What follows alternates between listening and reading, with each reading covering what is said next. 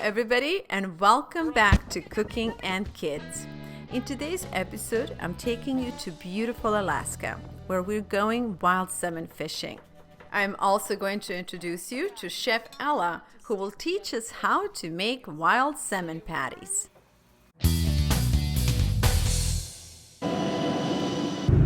Traveling is always exciting, especially if you get to go to places that you have never been before. In just a few short hours, and we were already flying over Alaskan territory. This land was definitely very different than California. It appeared that we picked the perfect time of the year to fly to Alaska.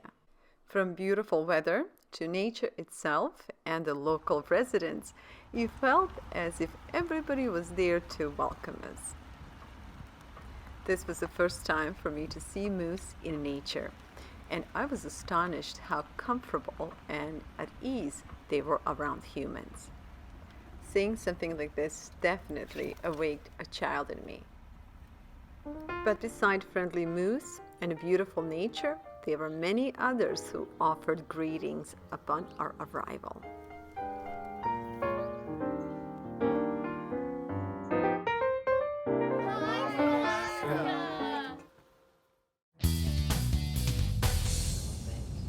Day one and an early morning rise.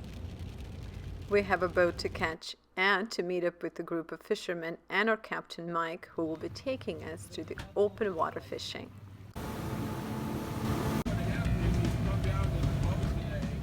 By my standards, this was a tough weather, but our captain Mike didn't seem to think anything of it.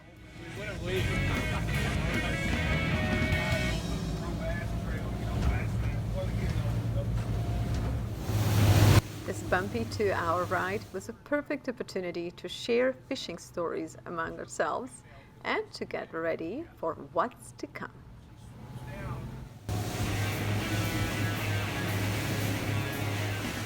And then out of nowhere, our motors got tangled in seaweed. Oh, they're right with us. Oh God.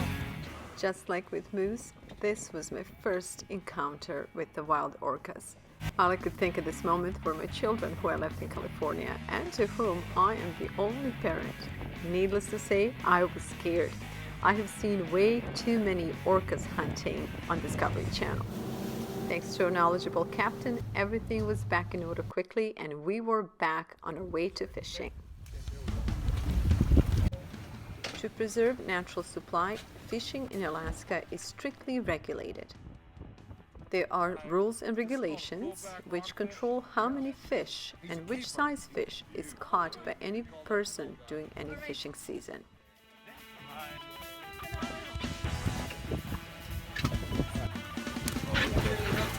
Hold over.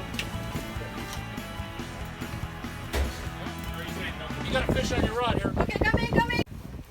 When you see the fish. And then it was my turn to catch my first salmon ever.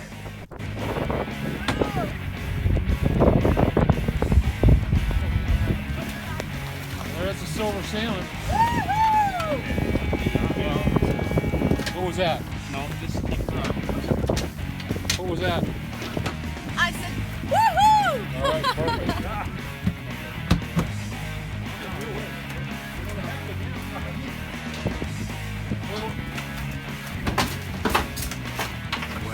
All right, here's our captain for today. And he made sure that everybody got some fish. Yep, Good so job, far. Captain Mike. Thank you. And how's the rest of the crew doing? Everybody having fun? Lots of fun. So we are heading now to fish for halibut. Top secret spot. That's what Captain Mike Yeah. said. No. We're not telling you where we're going. All right. Good time to have a little snack, have a break, warm up because some of us are super cold and wet. Yes, very wet. Yeah, I don't know. These boys are tough. Minnesota tough. All right. And so we have a Colorado over there snacking on some healthy nuts. And Southern Oregon. Southern Oregon. Jacksonville. Jacksonville, okay. And Mark? Another Colorado. Oh, okay. And then we got Arkansas in the back there. Okay, and we have our helper today. Bobo. Bobo he's native, he's local. He's an Eskimo. And just like that, the topic changed from fishing to what do we love the best about our states and what is it that we like the most about our country. I'm Mark, and what I like best about my country is our freedoms that are provided by a lot of people, and I'm willing to fight for that, to protect it from all threats, foreign and domestic, which we seem to have a lot of. And I'm trying to instill that into my grandchildren as well, to fight and stand up for what they need, and that means protecting the innocent. There's a line in the Constitution, in the Declaration of Independence, that says basically, for those who have the ability to, they have the responsibility to defend and protect. And so, because we have that ability, we have that responsibility. He goes back in. It's pretty cold for the girl, Southern California girl here in Alaska. Fish? Okay. Real.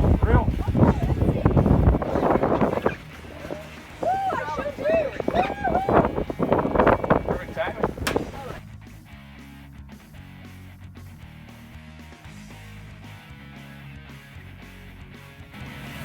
One of the best things you can do is to go fishing with a bunch of boys. And I'll tell you, I've been very lucky with everything that we caught today. And fishing is easy because I got a bunch of guys here taking care of me and making sure that this is a fun experience. So for all of you young girls out there who are thinking about starting a new hobby, think about hunting, think about fishing, and think about doing interesting things like this. Catching a fish is a pretty awesome thing. Spending time in nature is going to give you a whole different appreciation and perspective for the whole ecosystem. And just being in nature and harvesting food out of it will want to preserve it and in some ways get involved in seeing that this fragile and unique ecosystem continues to live on. Lift. Right here to me, right over my head. There we go. We caught our limit, and this concludes our day of fishing on the sea. We're tired and cold, and everybody's feeling exhausted except Bobo, who continues to work with the fish in preparation for fish and chips. Today is another day and another fishing adventure. We have another boat and another captain, and I'm talking about this one. This fishing trip required getting up before 5 as well. But it was worth it. For a moment, stillness and beauty of this river made me forget about fishing altogether. Soon, we met up with other fishermen and we were back on task of catching fish. In this case, we were catching sockeye salmon for our special recipe Chef Ella will prepare tonight. Perfect. So that is your sockeye. That's what we're after. That's those fish, size fish we're after. Focus of my charitable work is to help reconnect families and communities over shared passion of food. And I was enjoying seeing families in the nature spending quality family time together while learning important skill like fishing is. Now, being a cooking show, I think it's about time I introduce you our chef and to get in the kitchen and start cooking. It's hard to believe that just the last week I was in Temecula in my own kitchen, and in a matter of a couple of days I am in Alaska cooking with these lovely ladies. So life is very unpredictable, and if you're open to it, it can be lots of fun. So younger people have the energy, but the old people have the skill. So this is a tight competition here. Okay? Yeah, then we're just gonna cook all of this down in a saucepan with some seasonings and special sauces. Okay. Parsley is definitely key when it comes to fish. I know because I love using parsley. It brings a lot of freshness and a lot of flavor. So, not to mention that it's really good for you. I absolutely love what you're doing here, and I'm just wondering what is the thing or the passion that drives you to do this? Well, part of it is just that it's my family's business, and I get to be up here and spend time with my grandpa, and that's really special to me. And it's that our relationship has evolved throughout the years I've been here. And my other favorite part about it is getting to meet all of our guests that come from all over the world and get to know them and what they're about and be a part of their vacation and make it special for them. So I think it's really cool. So there are a lot of young people in America today who are facing a struggle to figure out, what do I do with my life? You know, I'm educated, I'm capable, and what can I do that makes sense? So how does this make sense? You love people, you love your grandpa, but in the long term, what's the message that you would like to share with your generation? Should they look in different jobs, different alternative careers? Yeah, I mean, for me, when I first started up here, I wasn't thinking of it as being something long term. I wanted to just come out for the summer and work and see how I liked it. And the more I came back, the more I felt really passionate about this place. So I would say, like, find something that you're passionate about and that you really want to be a part of, because I have found that here, and it's really, really special. And it's like this place is always going to be a part of who I am. And I think that's, like, I don't think a lot of people find that in jobs these days. So there's a lot of soul that comes with the work. Oh yeah. I see there's a lot of soul giving when it comes to customers, tending to people, bringing people to nature, getting them engaged in the nature, being hospitable. Then there's another part of your soul that I see, it's engaging with your tradition and with the history of your family. So that's gonna feel really good. It does, yeah, absolutely. I mean, my grandpa's owned this place since the 70s, early 70s, and like I obviously wasn't alive back then, but just being a part of it now and seeing how it's evolved even from when I was a kid to now it's been really cool to be a part of that. And even my mom, she worked here when she was my age and growing up, so like carrying on the traditions, and my brother worked here, and I had some cousins who worked here as well, so having it be a family business and having it really, it's going to be passed down to the family as well. I think that's really special as well. Do you see your daughter one day taking over this kitchen? Oh, or your gosh, son? I don't know. I don't want to talk about A lot of young people today are expecting a quick and easy life. They expect a lot to make a lot of money very quickly, and they want to enjoy the life in their 30s that's usually designed for people in their 50s and 60s. So you're working hard, and I'm sure money comes. Sometimes you do really well, and sometimes you don't. What would you tell to our young viewers when it comes to making money? Or not making enough? I mean, you have to work hard to make money. That's what I've learned, and that's what I've learned here is, like, whether it's manual physical labor or mental labor, like, it's gonna cost a lot to make what you want. Like, that's, I think hard work pays off.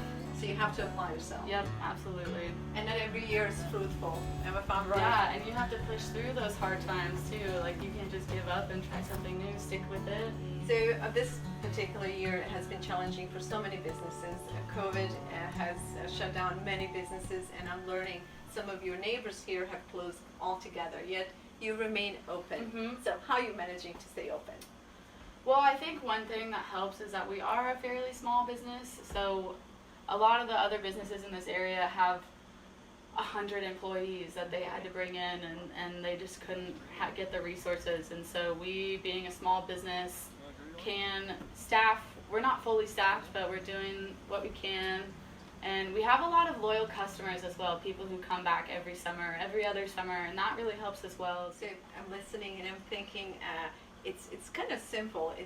It goes back to supporting local small businesses, family-owned businesses, because that's how businesses survive. You know, you put the right pillars in a business, they will stand. Family will stand together, and I think that's something that whole country can try to incorporate more into business and our mindset about doing business. Yep. So that's awesome. Oh yeah. There's a lot of bones. They like to hide. The hard-working crew is about to arrive, so we better get going with our food tonight. I did some pepper, and this is Old Bay seasoning. It's a really good like seafood seasoning. Okay. And then I'm gonna do some lemon pepper.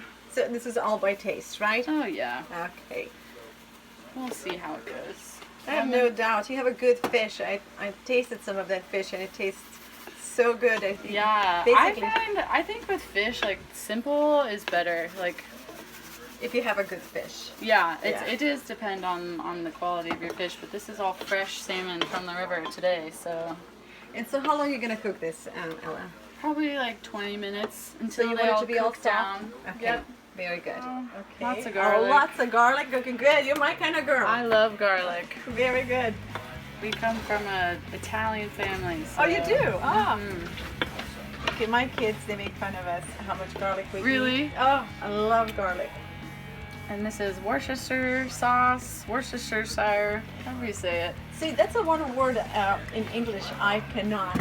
I just Worcestershire. I just mumbled it.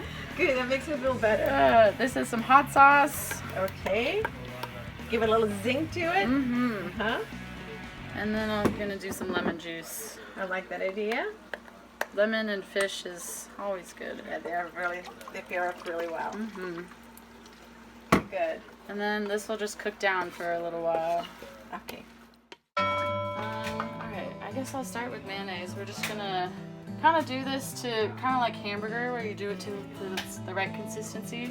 So mayonnaise. Add some more creaminess. Is that what it is? Okay.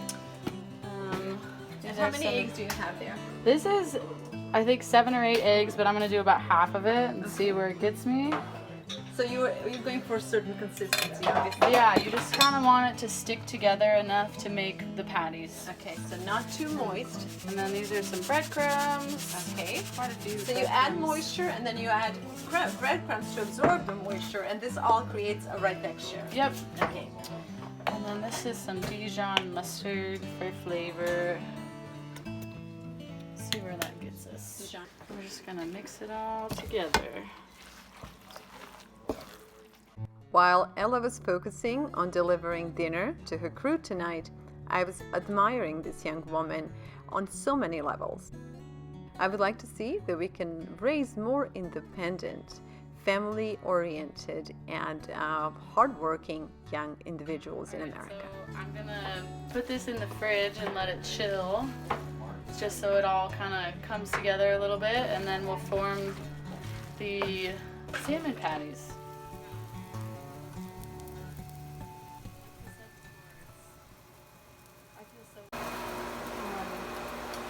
In the oven to stay warm. And now the dinner was done, it was time to call the crew in. This was so wonderful to observe, and I couldn't help myself but to wonder how many employers sit down to share a meal with their employees at the end of the working day. There are all kinds of families and communities out there, and I'm a firm believer that if we would treat people around us as our extended family, we will all be better off. I'm Joe Connors, 78 years old, soon to be 79, and I live here in Sterling, Alaska, on the Kenai River. We actually had 7 boys and a woman in the service at the same time.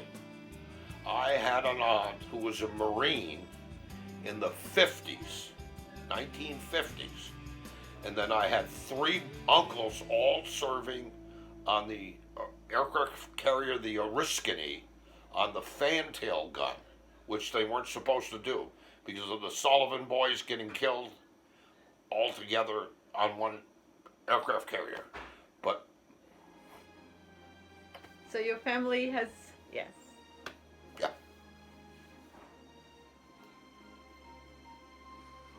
get my brother, so yeah, I don't see how I'd have what I have and be where I am if people before me didn't do what they did. Yeah. Do more people think that it should be free and have no values and have no, truth, and we can just say anything and I'm not responsible for whatever I say, just make it up as I go, change the words, change the language. I mean, right now it's a critical time, really, really critical. You gotta have a vision of where you wanna go. You gotta figure out what the steps are to get there. You gotta start. You have to start somewhere. So like a small step, then maybe a little bit bigger step the next time and more steps. And you gotta be successful and get some rewards in the beginning to keep doing it. I enjoyed exchanging thoughts with Joe, but even more than that, I truly enjoy watching him present his special collection to me. Joe is an avid collector of fishing reels. And for those who wouldn't pay a close attention, you would think that his collection is about the reels. Well, it's not. Looking at him and listening him sharing his stories, I can tell this was about memories, about tradition, about dreams, and about the times when every little thing mattered.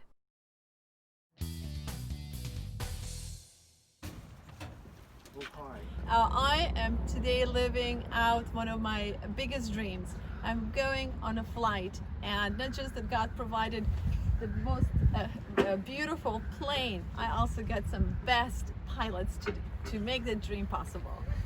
Yeah, it's not that good. Not that good.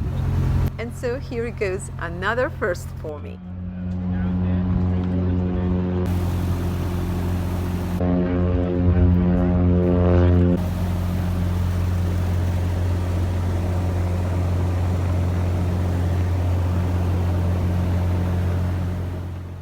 And we have a takeoff. Ever since my early childhood, I wanted to be a pilot. Matt is taking me to see a Kenai River from above and to go glacier hunting. The Kenai River is even more spectacular from above. Oh, by the way, this is an exact spot where we were yesterday fishing for the sockeye salmon.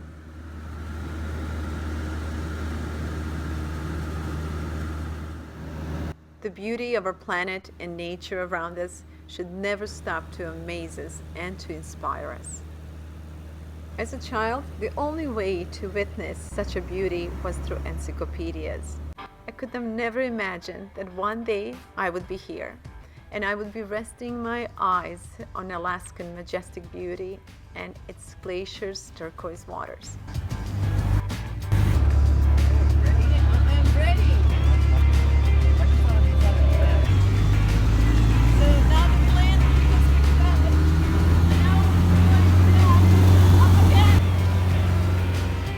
As we flew closer to the glaciers, the watercolor and the nature's lushness was even more intensified. Below is what I would call a glacier delta, where glaciers drain their nutrient-rich waters. Scientists estimate that Alaska has about 100,000 glaciers, and the longest tidewater glacier is 76 miles long. Kids, did you know that glaciers are huge masses of ice that flow like a very slow river? They're also the largest reservoirs of fresh water on the planet. The signature bright blue color of glaciers come from a dense and well-compacted ice. Today, glaciers cover around 10% of the Earth's total land area. Also, they can be hundreds of thousands of years old, which makes them a perfect time capsule for scientists.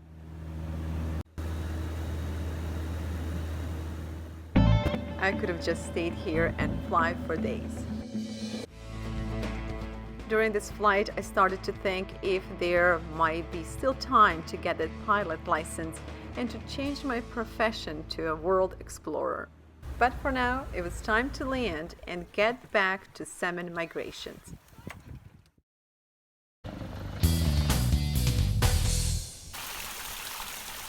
One can say that most of Alaskan magic comes from its clean, crisp, and oxygen-rich waters. Everywhere in the forest, creeks are coming together to create amazing cascades, which are a perfect staircase for salmon. Witnessing salmon migration was one of the most amazing things I have ever seen in my life. And for families out there who are watching this program with their kids, I would encourage you to plan trips like this with your kids and with your family. In the era when a lot of us, especially our children, are spending so much time in front of devices, I just want to remind you that there are places like these out there. And I would encourage you to take your children on vacations and road trips and reconnect as a family and reconnect with the nature as well. These lessons and these memories will benefit your children for years to come. It's hard to believe the fun is almost over and it's time to go back home. But I'm going home with so many wonderful memories of Alaska and Alaskan people, of nature and this beautiful country of ours and everything that it has to offer. My charity is focused on reconnecting families and communities in America, and I hope that this episode was a great window into all the blessings that we have as a nation and as individuals. And I want to encourage you to step out of your homes, to go out there, to connect with friends, with people, with nature, and with your dreams. So get your kids and grab your bags because there's so much life out there that's waiting for you.